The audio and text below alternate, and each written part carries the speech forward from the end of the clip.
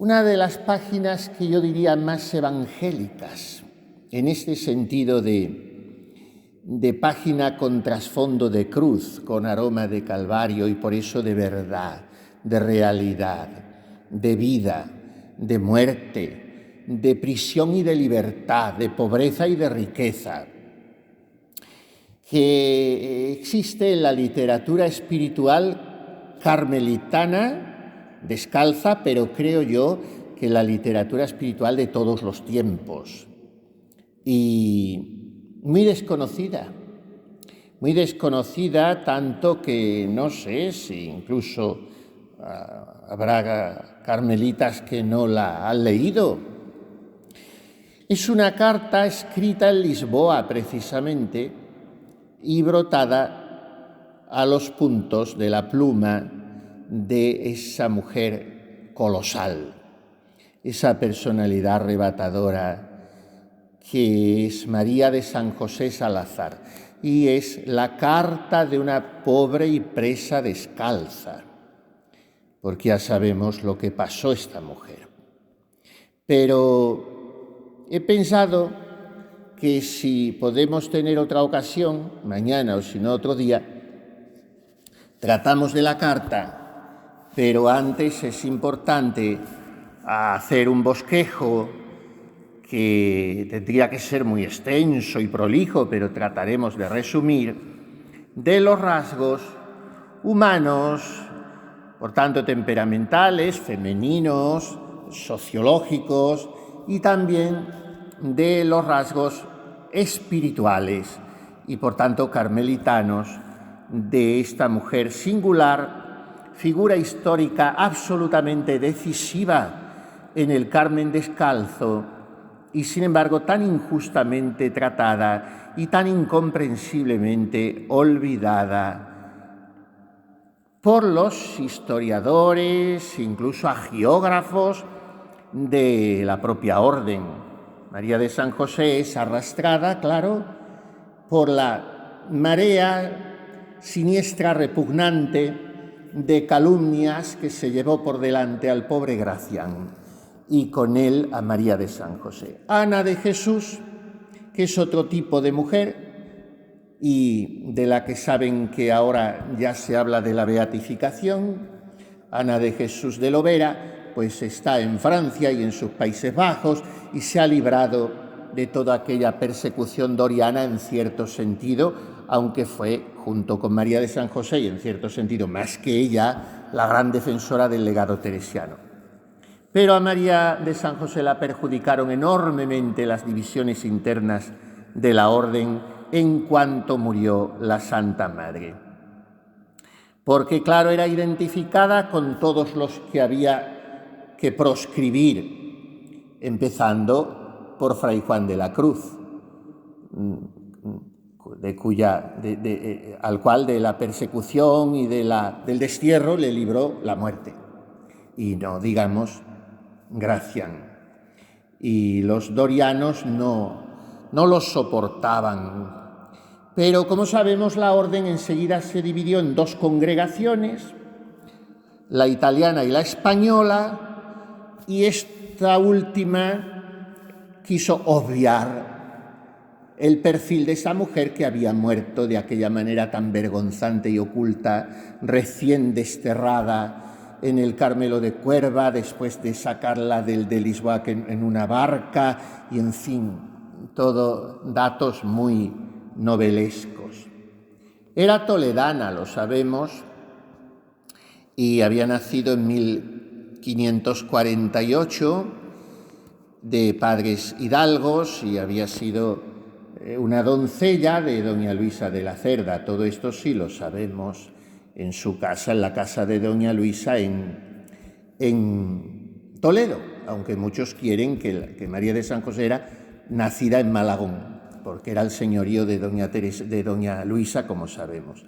Y bueno, parece ser que era una mujer arrolladora en el conjunto de sus cualidades naturales, de belleza, de inteligencia, de simpatía, de cultura.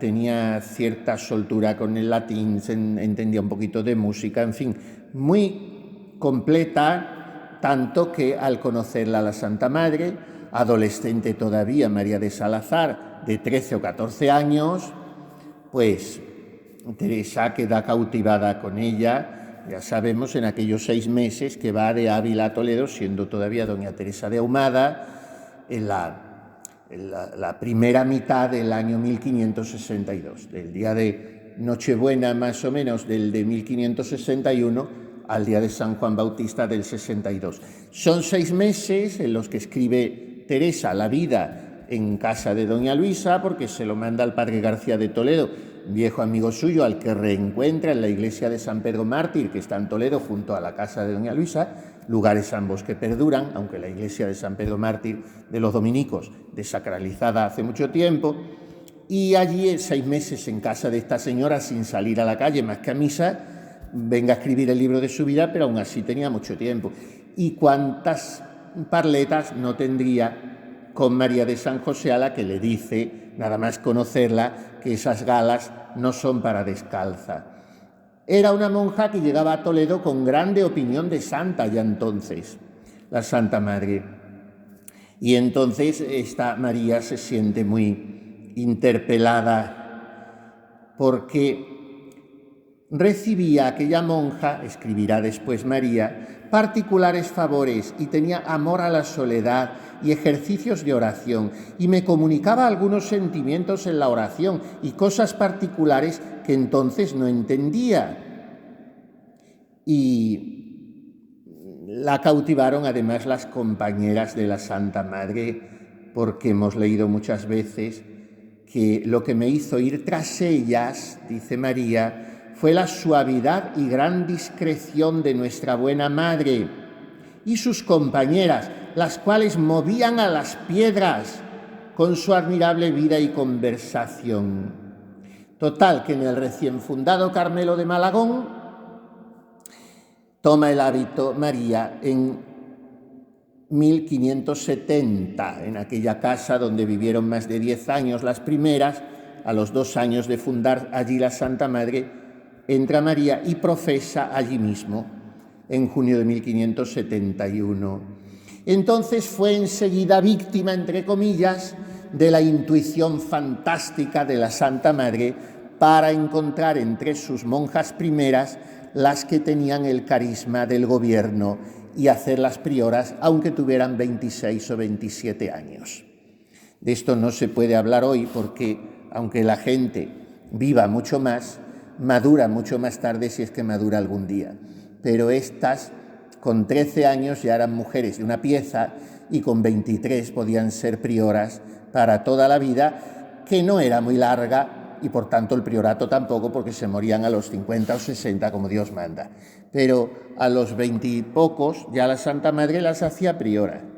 Y entonces ya sabemos aquel debate entre si la mandaba a Caravaca o a Sevilla, total que al final, en 1575, por tanto, a los 3 años de profesar y a los 27 de su edad, la hace priora de la dificilísima fundación de Sevilla, donde María tiene que vivir una serie de peripecias que dan para una serie trepidante de aventuras, porque viene la acusación de que las monjas son alumbradas por aquella desequilibrada novicia doña María del Corro, las pesquisas del Santo Tribunal de la Inquisición y después la absolución sin penas de la comunidad en 1576. Todo eso se desarrolla en el año día por día que pasa la Santa Madre en Sevilla. Justo al ir a cumplirse el año, la víspera, se va de Sevilla cuando han estrenado la Casa Nueva, todo aquello que cuenta con tanta gracia y realismo, de la fuente con agua de olor que había en el patio, del tafetán de los toldos que se quema y todo eso en la inauguración de la casa. Pero se va la Santa Madre y empieza la tormenta en la orden en el año 1577 y la lucha primero entre calzados y descalzos. En la capital andaluza todo aquello se recrudecía, con las apariciones de Gracián como visitador también con 28 o 29 años, las envidias, total. Resultado, que en 1578 Al cabo de 3 años, teniendo solo 30, María es depuesta de su cargo de priora por el provincial calzado Diego de Cárdenas y empieza su primera prisión. Es recluida en la carcelilla conventual de Sevilla. Una niña, vamos a decir, toda una mujer, pero en fin, una jovencita de 30 años, que no se ha manchado nunca con el mundo, que no ha deseado más que servir a Dios con toda su alma y criar almas para su majestad, según la escuela de la Madre Teresa, que la llevan allí de priora a una tierra que no conoce y que, víctima de trapisondas y líos, se ve depuesta de su cargo de priora, metida en una cárcel dentro de su convento, sin poder comulgar, que era lo más sensible y penoso para las que eran castigadas así, y percibiendo lo que suele pasar en esos casos. El amor dolorido de muchas de sus monjas, pero la sospecha y el desvío de parte de otras que algo habrá hecho. Y esta es la primera gran cruz de María de San José. Y enseguida ya viene toda una balumba de acusaciones. Y las hablillas acerca de sus relaciones con el padre Gracián en un memorial plagado de calumnias. El famoso padre Ángel de Salazar, aquel provincial calzado que llevaría a la Santa Madre después como priora a la Encarnación, al año repone a María de San José en su cargo de priora, 1579, y estará otro sexenio, hasta 1585, 37 años todavía, una mujer muy joven. Y en 1585, Gracián, que era un fenómeno, tiene la genialidad, como tantas que tuvo, de que el Carmelo, iba a decir salga de España, pero no salía de España, porque todo estaba bajo la misma corona con Felipe II, pero que se funde en Lisboa. Y la fundación de Lisboa es, como digo, 1585. Pero es que ese mismo año, ironías de la historia y del destino, es elegido como provincial para suceder a Gracián el inefable banquero genovés Nicolao Doria. Total, que María, por un lado, se ve encumbrada y significada a una misión importante en la orden, porque representar el Carmelo en Lisboa era cosa de mucha nota, tanto que al Carmelo le ponen San José de segundo nombre, pero San Alberto de primer titular, porque era el cardenal patriarca de Lisboa y por eso el monasterio de San Alberto y San José. Bueno, pues allí llega María con su grupo de monjas y allí llegan desde la distancia las iras y envidias absolutamente esquizoides, misóginas de aquel hombre siniestro que fue el padre Doria. Y entonces Gracián, el exprovincial, era muy de María de San José y ella muy de él. Pero todo cambia y tiene aquella idea peregrina, Doria, de la consulta para que las monjas quedaran totalmente, como sabemos, sujetas al dominio despótico de los frailes. Y entonces Fray Juan de la Cruz, el primer descalzo, es liberado de todo oficio directivo en el capítulo provincial. Algunos años después morirá absolutamente olvidado y cayendo sobre él la damnatio memoriae, porque no se podía después hablar de él hasta más de un siglo, que empezaron sus libros a rescatarse, pero morirá en el conventico de Úbeda. Gracián será expulsado de la orden. Hablamos de 1591, 1592, y entre medio, María de San José, muy lista y muy agibilibus, como sabemos, consigue el breve de Sixto V, a escondidas de los frailes, porque no cabía de otra manera, para mantener inalteradas las constituciones. Claro, el desatarse de las iras de Doria, el reaccionar pidiendo a Roma otro breve que anulase el anterior,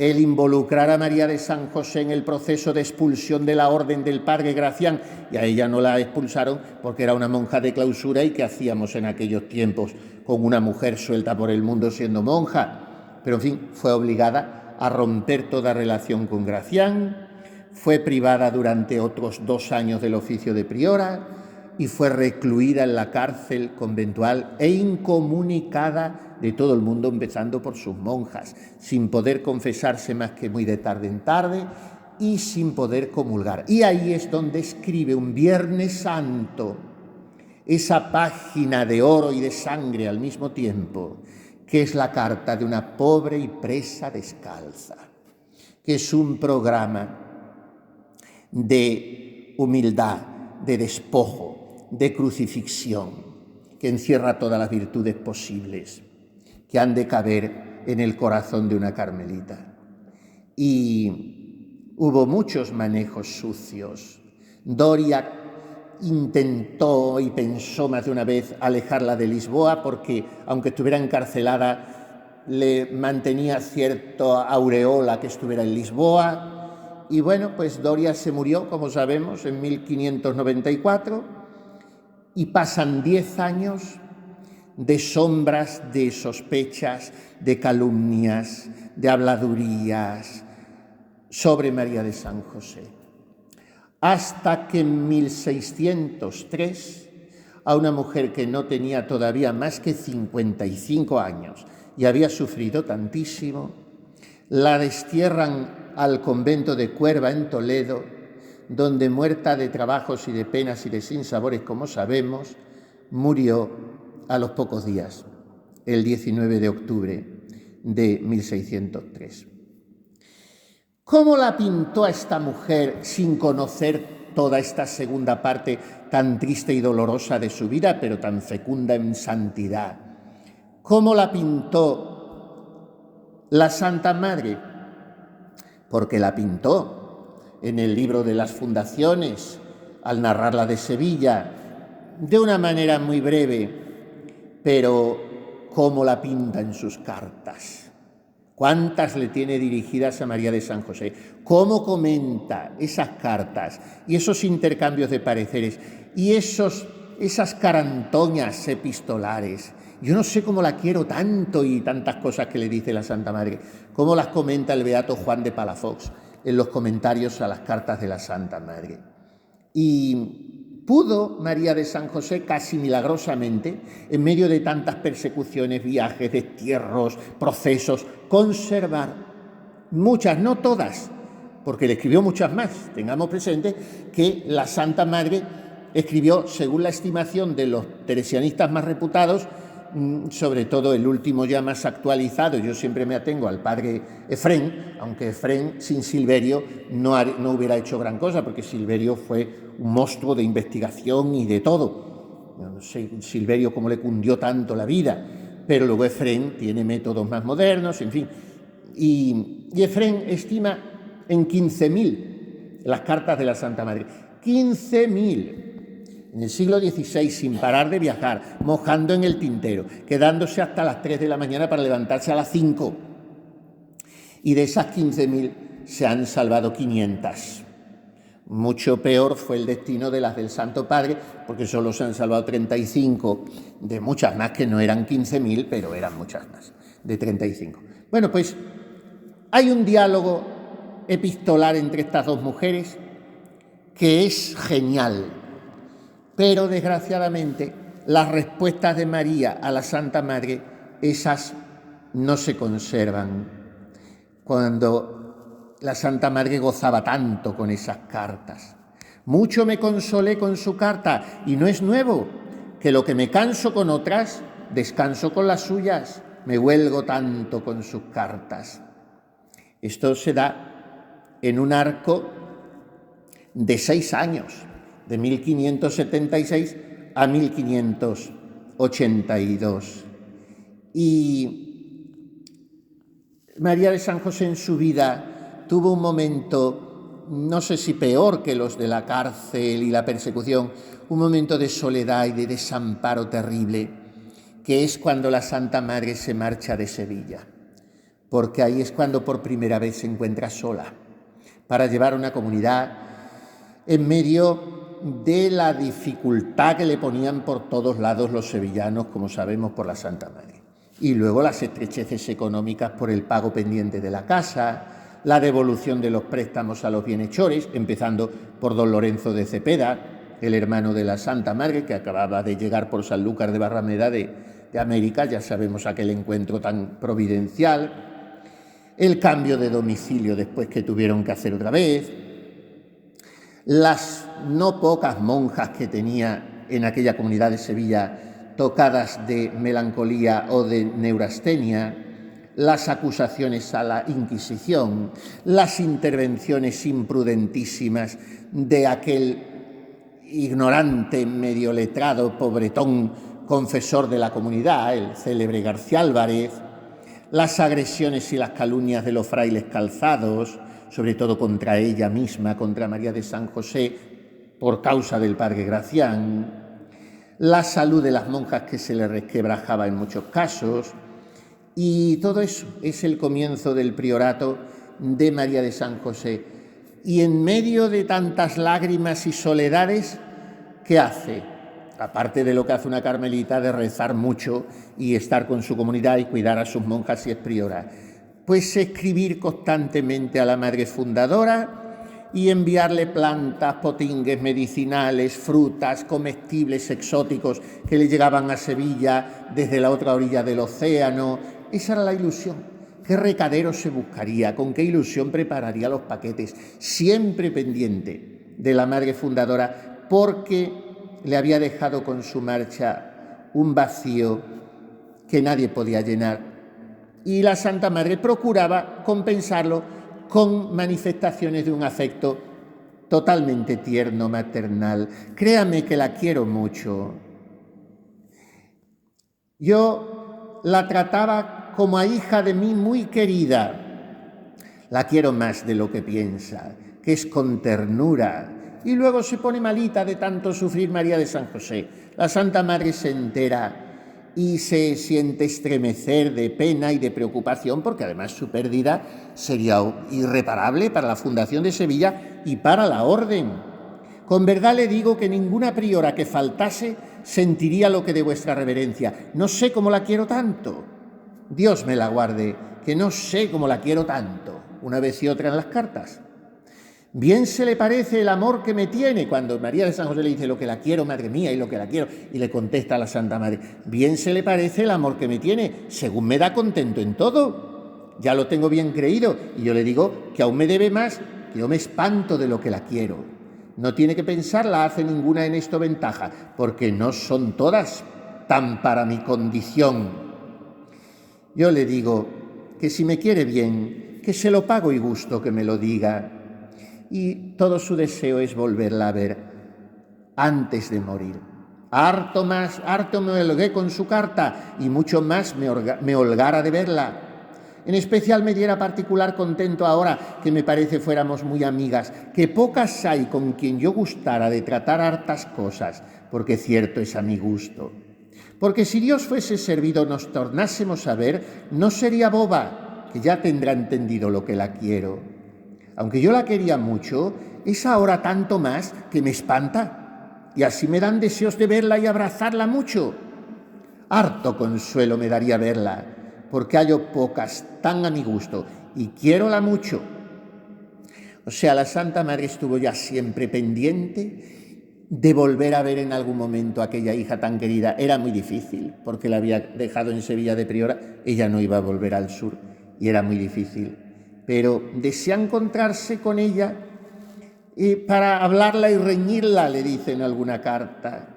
Y cuando se prepara para la fundación de Burgos, desde allí tan lejos, lo más al norte de España que llegó la Santa Madre, podía haber llegado hasta Orduña, que también pensó en una fundación en Orduña. Y ya hubiera visto quizá el mar, pero eso no se le logró. Pero cuando funda en Burgos, pues está soñando en su amiga y en su hija tan lejana. Aun si fuera hacia donde ella está, a trueque de verla no me pesara. Mas nuestro Señor lo hará algún día. Y fue la última fundación. Y el retorno ya fue el definitivo, como sabemos, de Burgos a Ávila, Alba de Tormes. Los amigos ya estaban muy lejos. Gracián, María de San José. Y ella seguía con el corazón derretido con aquella hija. Yo no sé qué tentación me ha dado de quererla tanto. Ya voy creyendo que me lo paga. ¿Cómo no la he de querer mucho?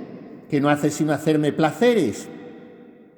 Es que era fantástica. María de San José en el siglo XVI, desde un Sevilla, con el calor, con las distancias. Entonces había que enterarse de los viajes, de las postas. Le manda mantequilla de Sevilla a Ávila o a donde estuviera la Santa Madre. Mantequilla, bálsamo, patatas, que era una cosa entonces todavía bastante nueva. Estaba desembarcando la patata de América. Y naranjas, la naranja era un producto muy de lujo, Y un Agnus Dei, que también era una cosa muy de gente de iglesia. Esa todavía se ven por ahí enmarcados preciosos en la acera, impreso el Agnus Dei. Dios pague a vuestra reverencia tanto regalo como me hace. Las hermanas se holgaron mucho de ver el coco, y yo también. Claro, no lo habían visto en su vida un coco, también se lo manda María de San José, y así. La voluntad es tan larga que cierto la amo mucho. Y ahora me obligan tanto con el cuidado que me dice nuestro padre Gracián tienen de regalarle, que me ha puesto aún más amor. Entonces, ¿por qué la quiere tanto la Santa Madre? Primero, porque es inevitable querer a una persona tan enriquecida con tantos dotes de naturaleza. Bendito sea el que tanto caudal le dio. Después, aunque se mete con ella y la pincha e ironiza con que María de San José sea letrera y latina y sabionda, y eso no le gustaba a la Santa Madre, y mucho menos que presumieran de ello sus hijas. Pero en definitiva le satisfacía que fuese una mujer culta, muy preparada, podía hablar con quien quisiera, y era un torbellino de sabiduría y de verbosidad, y era un encanto de conversación, y podía tirar del registro que quisiera. Y esto a la Santa Madre, claro, que le cautivaba. Era una mente muy cultivada, María de San José, en letras profanas y en Sagrada Escritura. Dice, no sé qué le diría de nuestro padre San Elías en una carta, y le dice la Santa Madre: bueno es eso de San Elías, mas como no soy tan letrera como ella, no sé qué son los asirios. Y así estaban constantemente. Y luego el ingenio de María de San José, la capacidad de administración que tenía para la economía monástica. Era un águila para todo. Y luego incluso se mete con ella, la Santa Madre, para decirle que anda con trapacerías, con trampas en el tema de las limosnas, y que sabe multiplicar el dinero, que es una raposa, le dice. En gracia me ha caído la memoria que me enviaron de las limosnas y lo mucho que me cuentan que han ganado.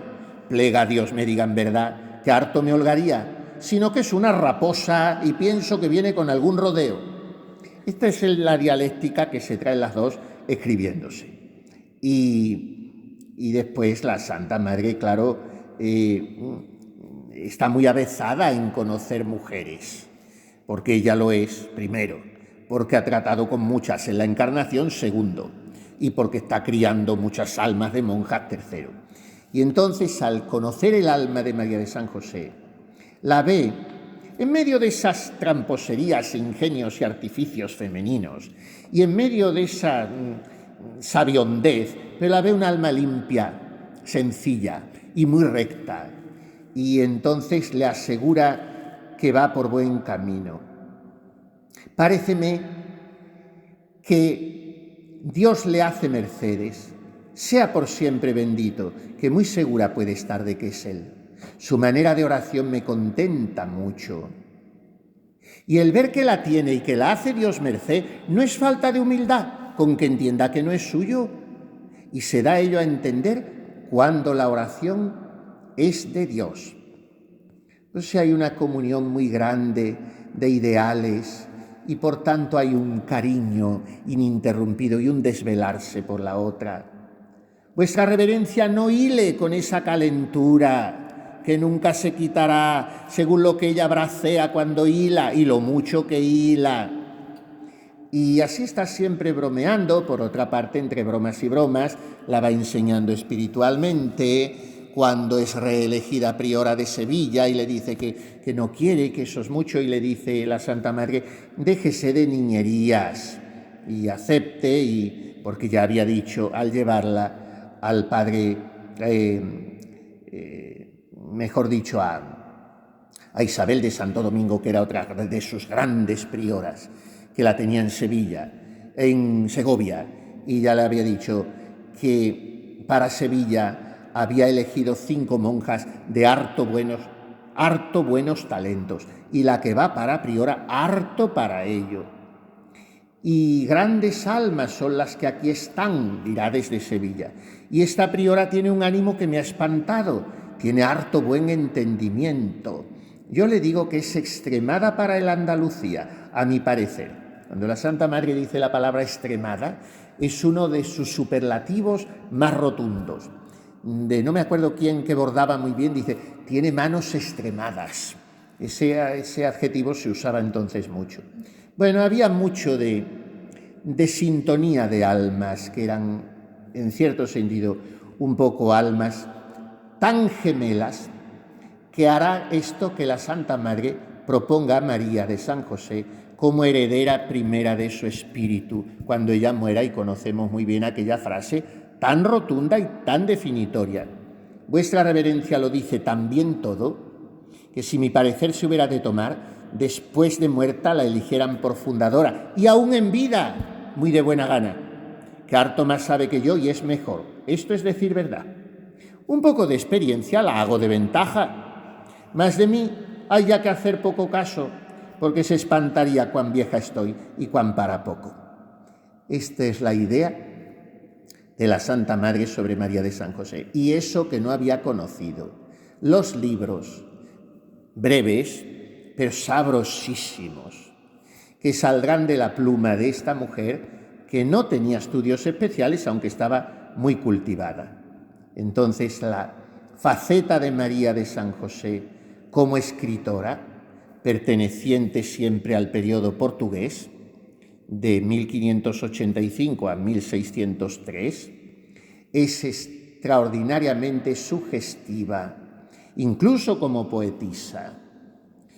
Y por supuesto es mejor poetisa que la Santa Madre, y en cierto sentido mejor prosista también, en el sentido de que su prosa es más pulida y es mucho menos espontánea, sin dejar de serlo, que la de la Santa Madre, que es en lo que estriba el secreto de la incomparable fascinación que produce la prosa de la Santa Madre, que nadie, aunque se lo proponga, puede escribir siempre como habla, y este es el secreto intransferible de la Santa Madre, que no tiene ningún otro autor. Y por eso la Santa Madre no es que esté por encima ni por debajo, es que está en otra órbita de todos los demás. Nadie ha escrito como ella por eso, porque es una conversación al calor de la lumbre junto al hogar de una casa de Castilla. Pero María de San José es más pulida y escribe más académicamente, sin que ese, entre comillas, academicismo la haga ser estudiada o artificiosa o cursi, sino que es también encantadora. Y conocemos bien, y voy terminando esta semblanza, y ya digo, si nos da tiempo en otra ocasión, pues hablamos de el que es para mí el mejor escrito, por supuesto, de María de San José, y en cierto sentido, repito, el mejor escrito de toda la literatura carmelitana y en un sentido de la literatura universal. Yo he leído 2 cosas que para mí son las mejores para enamorarse de la cruz y para que cuando el Señor la pone haciendo sentir bien su peso sobre tus hombros, no te quejes, la abraces con mucho amor y bendigas el hecho de que te siga doliendo y pesando, y eso te una a Jesús. Y estos 2 escritos son los siguientes. A mi modo de ver, hay maravillas sobre la cruz, y hay solamente las antífonas del oficio tristemente perdido, como se ha perdido tristemente casi todo. Pero en fin, los que los seguimos rezando el tradicional, solamente las antífonas del oficio de San Andrés y los requiebros que el apóstol dirige a la cruz cuando le aparece ante los ojos, y eso que no era la de Jesucristo, era la de los carlistas, ya lo sabemos, la cruz en aspas de San Andrés. Pero el oficio de San Andrés, los piropos a la cruz, es de volverse loco. El oficio de la Santa Cruz, de la exaltación el 14 de septiembre y el antiguo de la Invención el 3 de mayo, maravillas. Pero para mí los dos escritos mejores, la carta a los amigos de la cruz de San Luis María Grignon de Montfort, en cierto sentido, raya más alto espiritualmente en ese breve escrito que en el Tratado de la verdadera devoción, en cierto sentido, aunque en este otro tiene intuiciones magníficas sobre la Santísima Virgen y la devoción a ella, que no las ha tenido nunca nadie. Pero la carta a los amigos de la cruz es incomparable. Se lee en un rato, en 1 hora y pico, 2 horas, una tarde de oración, un día de retiro. Y después la carta de una pobre y presa descalza por aquella mujer recluida en una carcelilla del monasterio de San Alberto y San José de Lisboa, en los acabijos del siglo XVI. La carta esta de María de San José es extraordinaria. Pero después, antes, tiene los otros libros que conocemos, el famosísimo, para nosotros por lo menos, libro de recreaciones de aquellas 2 monjas que están hablando de tantas cosas, y ese libro les sirve a ella para narrar su encuentro con la Santa Madre, su vocación al Carmelo, las riquezas espirituales que ha encontrado allí, la oración, y en la 8ª recreación de las 9 que son, les sirve para exaltar la figura esplendente de la Madre Teresa, a la que llama Santa Mujer, estrella que luce en el cielo del Carmelo, águila real que invita a sus hijos a volar alto, restauradora del Carmelo. Y después en la 9ª fundación habla de la 9ª recreación, habla de la fundación de Sevilla. Es la obra más completa de María de San José. El libro de recreaciones daría para varias charlas, no me detengo más. Después está una obrita también muy sugestiva, pero que tiene un título curioso que puede equivocar un poco al lector. Ramillete de mirra, escrita en torno a 1595 y que sirve para iluminar una de las páginas más oscuras y tristes de la historia de la orden, que es la persecución por parte de los calzados contra la reforma teresiana, comenzando por las personas de sus fundadores, Teresa de Jesús y Juan de la Cruz, y de algunos cabecillas como el padre Gracián. Y entre las monjas, ya lo sabemos, el objetivo principal era María de San José, la comunidad de Sevilla primero y la de Lisboa después. Bueno, pues en este libro, Ramillete de mirra, esta mujer habla de todo eso, y hay un precioso soliloquio al comienzo con el cual ella glosa ese versículo del Cantar de los Cantares.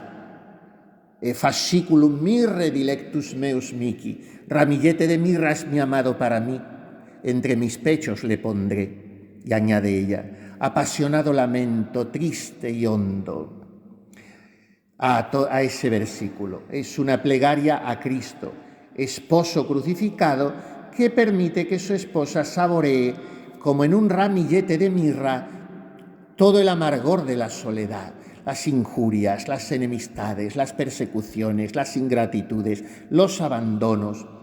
Y quizás es donde literariamente María de San José raya más alto, comentando este versículo de los Cantares en este librito Ramillete de mirras.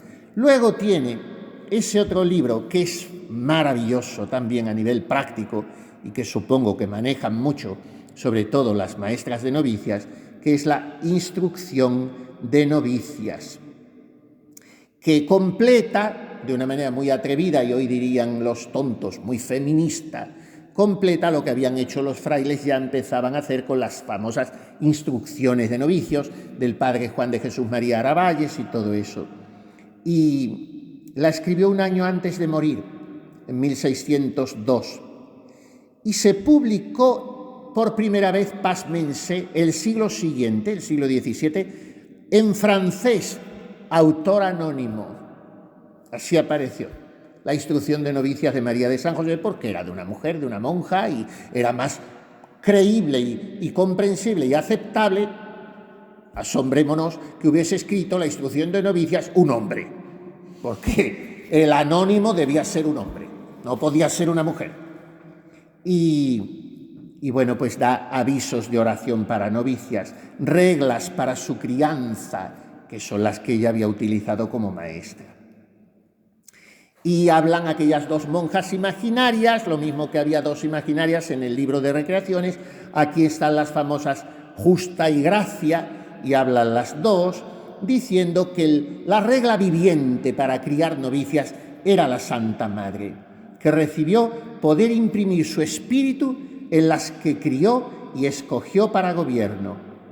Y por eso señala ahí María de San José que a las novicias que por voluntad de la fundadora se educaban viviendo no separadas de la comunidad sino unidas a ella, porque entonces lo quiso así a los principios la Santa Madre, puesto que entraban, tomaban el hábito ese mismo día y era un año de noviciado y enseguida el velo negro y se acabó. Y entonces les convenía que desde el principio las conociera la comunidad, por supuesto. No eran tantos pasos protocolarios como ahora, ni tantos años de formación. Las novicias estaban criándose con la maestra, pero conviviendo con la comunidad. Y bueno, pues me salto todo esto y otras obras, la famosa Carta de Hermandad, bueno, famosa para nosotros, digo, porque la dirigió muy bonita a la comunidad de dominicas de Lisboa. Fíjense qué cosas tiene la historia tan graciosas. Cuando ellas van, las primeras, aquellas 5 harto buenos sujetos, que dice la Santa Madre, descalzas, a fundar en Lisboa, mientras tienen casa y se pueden asentar y todo, las acogen las dominicas. Y en aquellas dominicas, la priora era la celebérrima María de la Visitación, aquella gran mística que tenía las llagas, visionaria y estigmatizada, y a la cual el único que no quiso visitar en el capítulo que tuvieron en Lisboa fue el Santo Padre. Dijo Fray Juan de la Cruz que él no tenía que ver a monjas con llagas ni con visiones y que con el tiempo se descubriría que era todo mentira. Pero al que embaucó era el buenazo del abuelete, que más le hubiera servido en ese sentido haber seguido de prior en Badajoz, que es donde empezó, primero en Córdoba, después en Badajoz y después en Lisboa ya el resto de su vida, casi 40 años, el buenísimo y santazo de Fray Luis de Granada. Y claro, como eran sus monjas, sus dominicas, pues con sus embelecos ya estaba un poco abuelo y la María de la Visitación le engañó como a todos. Tanto le engañó que Fray Luis de Granada escribió una preciosa vida de María de la Visitación y es uno de los motivos por los que luego nunca se inició su proceso de beatificación, porque Fray Luis de Granada tenía que estar en los altares. Pero en fin, bueno, otra obra y termino. Consejos que María de San José da una priora, consejos que da una priora a otra que ella había criado. Se la dirige a la que era su sucesora en Sevilla, la Madre Jerónima de la Madre de Dios. Qué preciosa obrita, breve, pero llena de sabiduría, de sensatez, de prudencia, que las prioras tendrían que tener todas en la mesita de su archivo y hojear de vez en cuando. Lo mismo que las maestras tendrían que tener la instrucción de novicias, y las novicias también. Pero la carta esta a una priora para darle consejos sobre cómo serlo es extraordinaria. Y cómo describe en esa carta los distintos tipos de confesores es fantástico. Unos de lenguaje y trato no adecuado, eso es totalmente a evitar. Otros santos y sabios, esos son los ideales. Otros que ni son tan espirituales ni tan sabios, pero tienen naturales quietos, fían poco de sí y van con tiento tomando parecer. No son ideales, pero son pasaderos. Y finalmente algunos que son aborrecibles y desechables. Son de ordinario melancólicos, ambiciosos, doblados, falsos, cautelosos, maliciosos, singulares, amigos de novedades e inconstantes en el bien y pertinaces en el mal. ahí va eso. Así lo describe María de San José. Hombre, la pobrecita los había sufrido a base de bien. A estos maliciosos, ambiciosos, doblados, falsos, amigos de novedades, pertinaces en el mal, los había sufrido demasiado. Y por fin, la carta de una pobre y presa descalza, escrita en Lisboa en 1593. Y tiene más cosas y hay mucho más que decir de ella, pero hay que poner aquí punto y final en una plática que ha sido más bien conferencia, charla, como quieran llamarla, y que me parecía interesante, como digo, como introducción, si es que tenemos ocasión, más adelante, en detenernos en ese documento tan breve, pero tan sumamente enjundioso. Estamos ante una maestra. María de San José es una maestra. Yo creo que después de la Santa Madre, bueno, claro, tenemos naturalmente, pero estas ya vienen mucho después. La orden ya está muy distinta, la Iglesia también, el mundo también y todo, y la espiritualidad también. Y vienen las diversas Teresas de Lisieux, de Redi, de los Andes y de Benedicta de la Cruz y Nuestra Madre Maravillas y todas las santas que tiene el Carmelo y todas las venerables y todo lo que queramos. Pero sin estas dos, María de San José y Ana de Jesús Lovera, que se habla, como digo, de beatificarla, y ojalá otro día cercano beatifiquen también a María de San José y a Gracián. Sin estos tres no había Carmelo, no se había salvado, como sabemos. Pero les costó, como dice el Santo Padre, nada, hasta dar un pellejo y otro por Cristo. Pues es que ellos tres dieron un pellejo, sobre todo Gracián y María, dieron un pellejo y otro por Cristo. Sufrió mucho en su destierro y al tenerse que irse a Francia sin saber francés y a los Países Bajos con comunidades que no la querían. Sufrió mucho la buena de Ana de San Bartolomé y hizo también su papel, pero esa se decantó más por la línea doriana, por cosas. Pero estas dos, María y sobre todo María de San José, y es una verdadera maestra. Y es importantísimo su retrato de la Santa Madre en el proceso de beatificación de esta. ¿Cómo la retrata María a Teresa en el Tribunal Eclesiástico en Lisboa en 1595, casi sacándola de la cárcel para que declare, de la cárcel conventual? Dice que la Santa Madre era de grande entendimiento e ingenio, dotada de mucha blandura, muy llana en tratar la gente y enemiga de ceremonias, hipocresías y fingimientos, siempre muy puntual en la verdad y tenida de todos por verdadera. La primera cosa que enseñaba a sus novicias era que no dijesen mentira de burlas ni de veras, por leve que fuese. Y por el mismo caso que hallaba en esto algunas mal acostumbradas, las juzgaba por indignas de la religión. Cuán graciosa y discreta era, amable y dulce en su trato, cuán prudente y sagaz, con aviso y simplicidad de paloma, maravilloso don de consejo. Y luego el retrato físico, cómo nos la pinta, que se queda corto el retrato pictórico de Fray Juan de la Miseria. La hermosura corporal de la Santa Madre, aquellos ojos negros, vivos y redondos, un rostro en todo perfecto, en todo bien proporcionada, de muy lindas manos, aunque pequeñas, en todo perfecta. Así termina ese retrato de la que llama siempre nuestra Madre, Santa Madre, Dulce Madre Teresa de Jesús, aquella a quien Dios gobernaba su alma y por eso su voluntad era ley para sus monjas.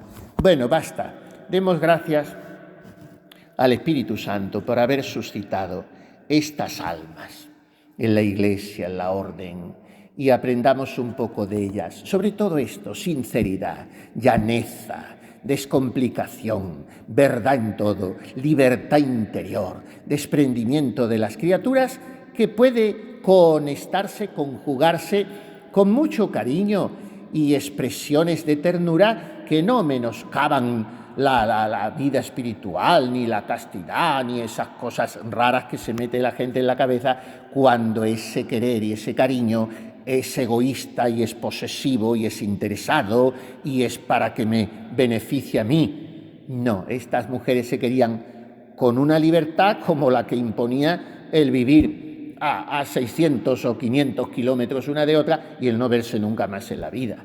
Pero se mandaban los confites y las mermeladas y las naranjas y sobre todo se ayudaban mucho a ser santas, se ayudaban, no solo la Santa Madre María, María con su arranque juvenil, con su optimismo, con su simpatía, también estimulaba naturalmente a la Santa Madre, que estaba viendo que su obra le cuajaba en realizaciones muy dolorosas y sufrientes, pero muy satisfactorias porque eran almas en las que moraba el Señor. Entonces, las novicias, las prioras, las maestras, las monjas súbditas, todas tienen mucho que aprender de los escritos de esta mujer y hay que volver a ellos. Las poesías no hemos hablado y en fin. Bueno, pues a ver si nos diera tiempo y si no, pues ahí la tienen para leerla cuando quieran. Y hay que leerla de vez en cuando, no una vez, sino por lo menos a mí en Semana Santa me gusta volver sobre ella, aunque el mismo Viernes Santo no te dé tiempo, pero en torno a eso. La carta de una pobre y presa descalza. Bueno, pues todas las descalzas son pobres.